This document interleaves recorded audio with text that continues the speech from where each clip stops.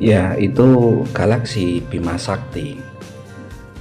Orang-orang Eropa menyebutnya sebagai jalur susu atau Milky Way, yang merupakan terjemah langsung dari bahasa Latin Via Lactea, yang pada gilirannya diambil dari bahasa Yunani Galaxias Kyklos, yang berarti lingkaran susu. Mereka melihatnya sebagai kabut bercahaya putih seperti susu yang membentang pada bola langit. Dalam mitologi Yunani, itu adalah tumpahan susu yang mengalir di langit saat Dewi Hera atau Juno dalam mitologi Romawi menyusui Herakles atau kita kenal Hercules. Galaksi Bima Sakti mengadopsi istilah dalam perbintangan di Jawa. Sebutan Bima Sakti dalam astronomi orang Jawa diilhami dari gambaran tokoh pewayangan, yaitu Bima yang tengah dililit ular naga, sebagaimana diceritakan dalam lakon Bima Suci. Gambaran pewayangan itu kita kenal dengan Sang Bima Sakti, susunan kabut putih yang melintasi angkasa dan diselingi alur hitam di tengahnya, memberikan kesan pada orang Jawa seperti Bima, yaitu sebagai kabut putihnya, yang tengah dililit naga sebagai alur hitamnya. Berikut kami sampaikan ringkasan tentang lakon Bima Suci untuk pengetahuan saja. Bima yang kita kenal bernama Bratasena atau Werkudara itu memang adalah kesatria yang berbudi mulia, jujur, lugu, dan dia berani, setia kepada kebenaran. Begitu jujurnya, ini dimanfaatkan sama orang-orang yang memperalatnya, ya seperti ini sang guru, yaitu Guru Durna. Guru Durna ini ya termasuk dekat dengan Kurawa. Suatu hari Guru Durna memerintahkan Bima untuk mencari air kehidupan atau Toyo Amerta sebagai prasyarat mencapai kesejatian hidup.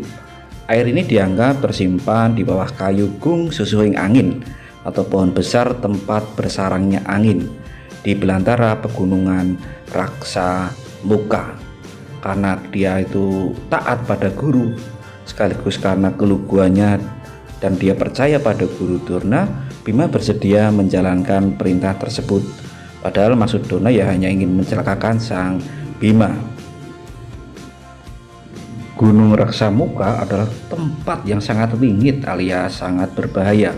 Jalmo moro jalmo mati, dan bisa membuat Bima celaka bahkan binasa. Berangkatlah Bima ke pegunungan Raksamuka.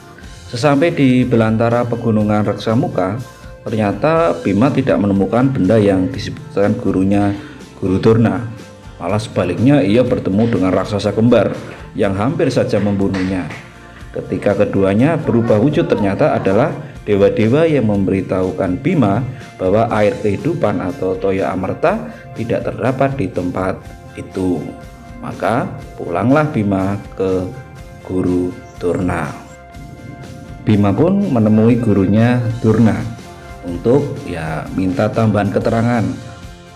Durna pun menyatakan air kehidupan itu terdapat di dasar lautan.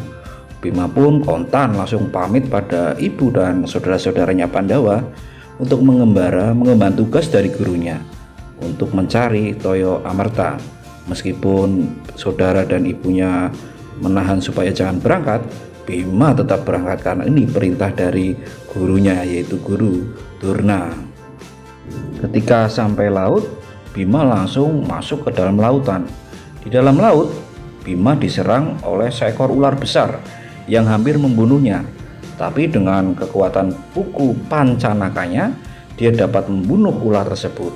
Saat makin dalam memasuki lautan, Bima menjadi tak sadarkan diri, dan ketika membuka mata terlihat oleh Bima adalah makhluk serupa dengan dirinya, tetapi dalam ukuran kecil, yakni Dewa Ruci.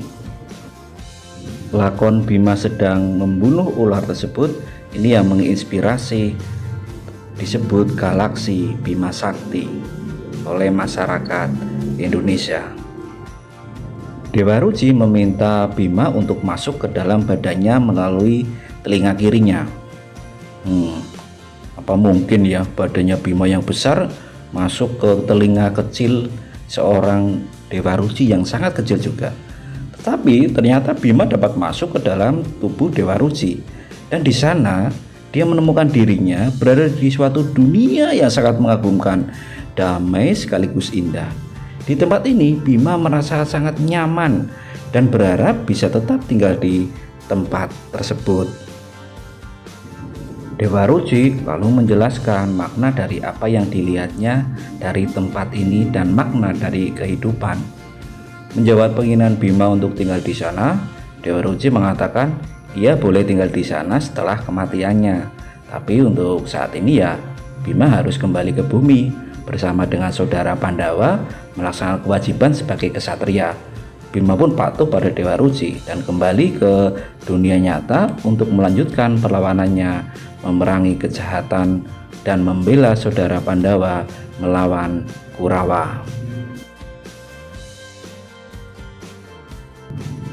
Itu sekelumit cerita tentang lakon pewayangan Bima Suci. Matahari itu tidak berada di pusat Bima Sakti, namun berada di agak tepi dengan jarak antar matahari dan pusat galaksi sekitar 27.700 tahun cahaya. Kuat dugaan di pusat galaksi bersemayam lubang hitam supermasif black hole. Titik tempat lubang hitam itu berada disebut dengan Sagittarius A star, suatu objek yang memancarkan gelombang radio yang sangat kuat. Dari bumi, Bima Sakti tampak pada langit malam yang cerah dan bebas polusi cahaya, sebagai kabut putih kelabu memanjang mengitari busur langit. Dengan bagian tengahnya terdapat alur gelap, karena jalur kitaran busur langitnya tidak berdekatan dengan garis ekuator langit maupun ekliptika. Bima Sakti teramati dari berbagai sudut bumi. Sebenarnya kabut putih itu merupakan kumpulan bintang-bintang yang sangat banyak dan lebih rapat daripada di bagian langit lain, serta debu dan gas angkasa yang terperangkap dalam piringan orbit. Kabut Bima Sakti memanjang mengelilingi busur langit, melintasi 29 konstelasi bintang. Bagian yang tampak paling terang dan lebar berada di arah Sagittarius dan Scorpio, dan memang di arah tersebut terletak pusat Bima Sakti. Semua objek yang berada di Bima Sakti mengorbit di sekeliling pusat galaksi. Tata surya, matahari, memerlukan waktu 225 sampai 250 juta tahun untuk menyelesaikan satu putaran orbit mengelilingi pusat galaksi, yang berarti telah 20 sampai 25 kali mengitari pusat galaksi dari sejak awal terbentuknya. Kecepatan orbit tata surya dalam Bima Sakti adalah 217 km per detik. Bima Sakti adalah galaksi yang penuh dengan debu dan gas. Materi ini merupakan 10-15% dari materi bercahaya di Bima Sakti.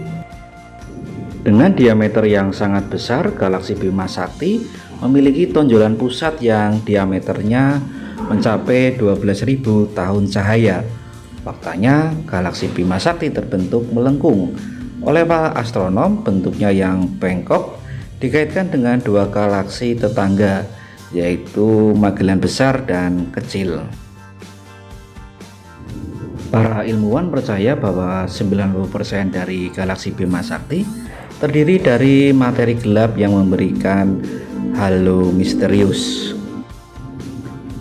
Bima Sakti memiliki sekitar 200 sampai 400 miliar bintang, dan matahari salah satu dari bintang itu.